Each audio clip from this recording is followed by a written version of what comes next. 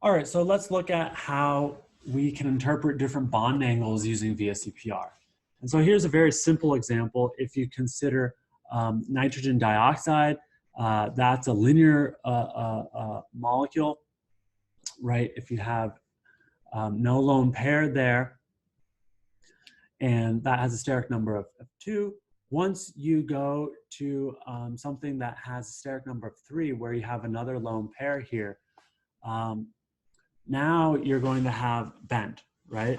And what's nice is that VSEPR correctly predicts that if you have a larger site here, lone pair is essentially bigger because now there's 2 electrons instead of 1. That's going to cause the bond angle to contract even further. And so the bond angle changes from 115 to 134. Let's look at another example. Here we have ammonia and then nitrogen trifluoride. Nitrogen trifluoride is an explosive molecule, but it can be isolated and you can get the bond angles. And then water versus the fluorine analog, which is oxygen difluoride. And so here you can see that in both cases, the fluorine analogs have smaller bond angles than the corresponding hydrogen terminated species. And so why is this? And there's sort of 2 ways you could think about this, 2 arguments.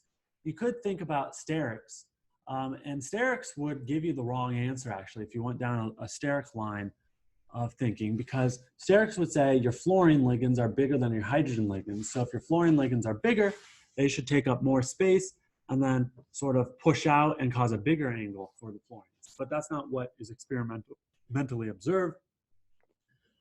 So another way of thinking about this is electronegativity.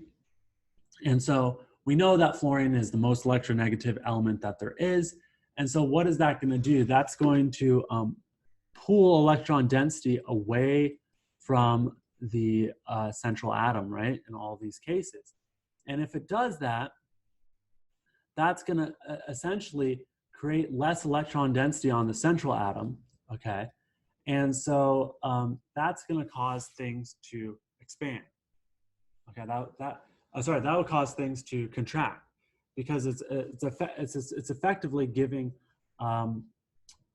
more room to the electron pairs, right? Because it's pulling electrons away, and so then in the bond, and so it's going to give these non-bonding electrons more room and cause the angle to contract. So,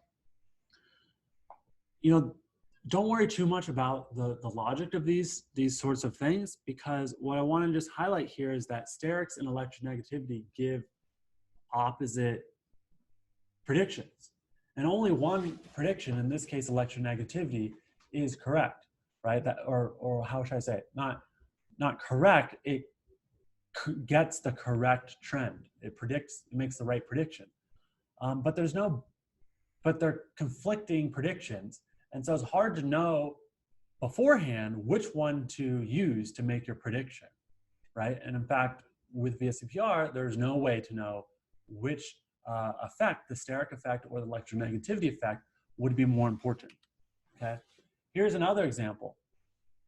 Look at water and oxygen difluoride, but now go down on the periodic table and substitute out that oxygen for sulfur. Now look what happens when you go from sulfur difluoride to hydrogen sulfide. Sulfur difluoride has a bigger angle. So that's sort of the opposite. The angle got bigger. And so you'd say, okay, if you have a larger size of sulfur, that would mean a smaller angle can maintain the same hydrogen-hydrogen or same fluorine-fluorine distance, right? Because you have a bigger center point. But the fact that you see a smaller angle means that the steric effect is more dominant here, okay? And that this isn't an electronegative effect. So yeah, going from here to here, you can see all these get smaller, right? We went from 104.5 to 92.1, 103.2 to 98.3. That's this first point, okay? That if you have a larger center point, to get the same hydrogen-hydrogen distance or the same fluorine-fluorine distance, since they're further away, because you have a bigger center point, right, a bigger center sphere, then the angle can contract. So that makes sense. But this is very odd, right? Y from going this way, that's the exact opposite. Here to here, we increased. Here to here, we decreased, as we talked about on the last slide. So here, for some reason, with the sulfur analogs, the steric effect seems to be more dominant. So VSEPR, this is a great example where VSEPR just can't make a prediction. And the only way you can say anything about this is after the fact. You say, okay, well, with the sulfur species, steric effect must be more important. And with the oxygen species, electronegative effect must be important. We do this a lot in chemistry, especially in certain fields of chemistry, where it's quite common to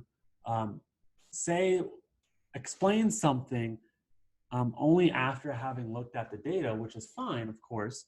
You have to look at the data to make a conclusion, but we have this tendency to use certain explanations towards certain, and apply it just towards certain areas, right? And so we're kind of cherry picking explanations in that way. And that can kind of be dangerous. It can get us into flawed ways of thinking. So the key point here is that, VSEPR basically can't make a good prediction here because we just showed two cases where there's opposing trends.